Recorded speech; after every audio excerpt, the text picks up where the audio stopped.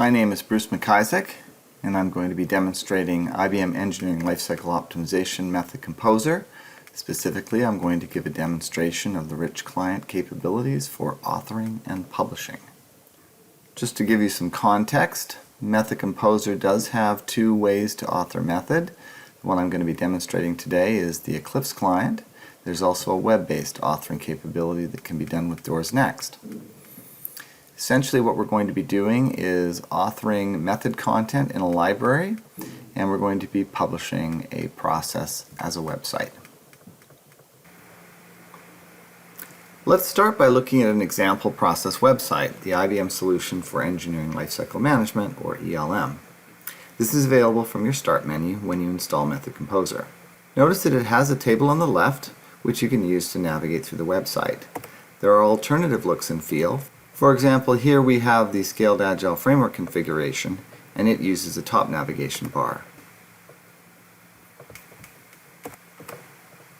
Let's look at some of the content. This particular process is for a team of teams organization where you have a project leadership team that includes a product owner role. When we click on the product owner role, we can see the tasks that this role performs, as well as the work products the role is responsible for, and various text describing how to staff it, skills, assignment approaches, and so forth. If we click on one of these tasks, such as Develop Technical Vision, we get information about the roles that are involved, the input work products, the output work products, the steps to do the task, and other information including checklists and concepts and guidelines, as well as tool-specific guidance for performing this task. We can click on one of these work products, such as the vision, and here we see a description of the vision. We see there's a template for the vision, and there's other information like where else the work product is used, as well as a checklist for indicating whether the work product is completed correctly. You can organize content into breakdown structures that we call delivery processes. For example, we have a workflow here for an independent testing team, and we can expand that breakdown structure in its hierarchy, or we have the alternative of clicking on any of these elements and navigating through diagrams that we can create that are clickable. We can go to, for example, the develop test activity. Also on each page there's a table, and we can drill down from these activities to the further refined elements, including this particular task to refine test cases. So now I'd like to show you how we create these elements. This is Method Composer, the Rich client, and what I'm going to do is create a brand new library, new method library. Elements must be in plugins, so I'm going to create a plugin. And I'm going to call this plugin Requirements Management, because that's the topic that's going to be the subject of this particular plugin. The basic elements of roles and tasks and so forth need to be organized into packages, which I'm going to call Requirements Management, although I could have different packages to organize them in different ways. You'll notice that there's a presentation name and there's a name. The name element basically is going to be a file name, and you'll notice it automatically generated that for me and put an underscore in there to create a nice file name. Having created a content package, I can now create some basic elements. I'm going to start by creating a role. In this case, I'm going to create a role for product owner. I can do things like I can add a description, so I can say here the product owner is the role responsible for defining requirements. I have the option here in the Rich text editor to do things like add links to elements, add graphics, add tables, add area maps, and so forth. But I'm just going to keep this very simple. I'll create a new work product. In this case, I'll create an artifact. And I'm going to call this vision. I'm going to create a task. And I'll call this task Create the Vision. And And now I'll assign some relationships between things. I will assign the role by going to the Roles tab, and I'll add the product owner as the performing role, and I'll indicate that the output work product is the vision. And maybe I'll add a couple of steps. Visit with stakeholders. And I'll put in a description, organize a meeting, etc., etc. Now I'm going to create a breakdown structure that includes this task. So I'll go to processes here, and I'll go to delivery processes, and I'll say new delivery process. And I'll call this requirements management again.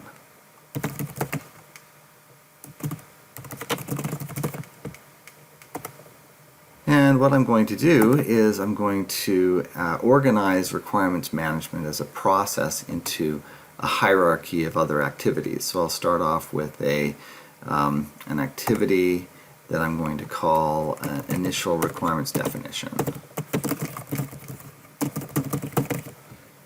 And I'll create another one to manage changing requirements.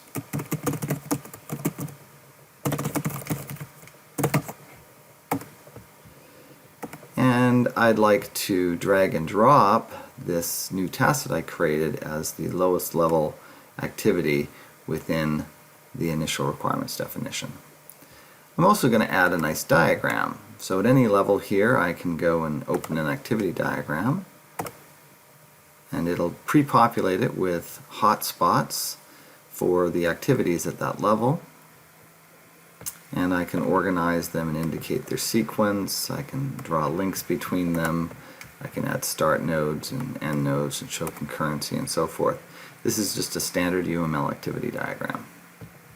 Now what I like to do is create a table of contents for my process. So I'll create a custom category, and I'm going to call this my table of contents, just so you know what it is.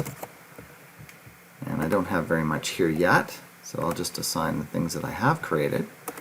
I'll assign the role, the delivery process, and I'll attach the vision and the task just so they're there.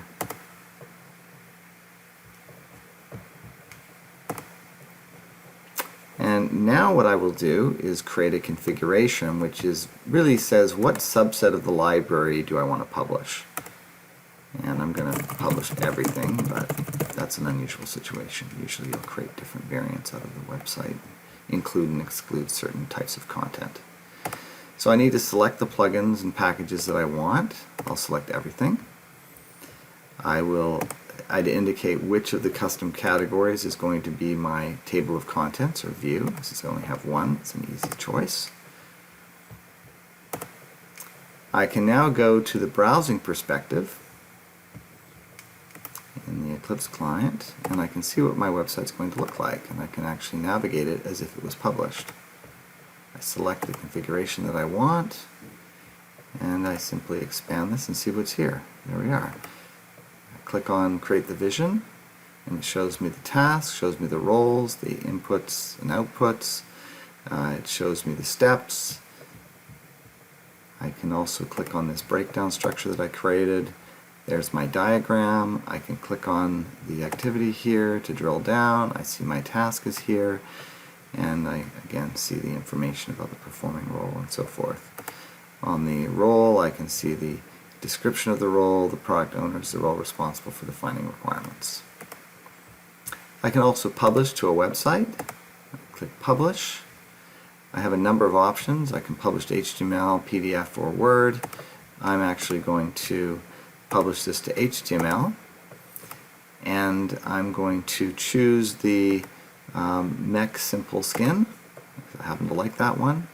I can provide a feedback URL for where I want any feedback to go. I have a number of options to change what the website looks like. I happen to like this one, show task descriptors and navigation trees, and include method content and descriptor pages.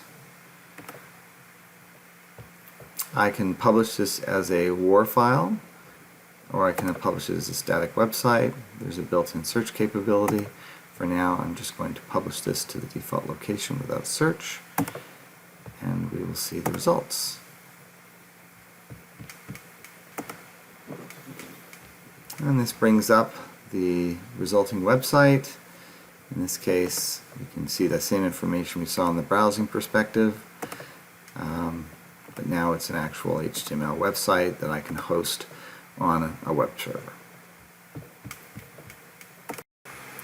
This was just a brief introduction.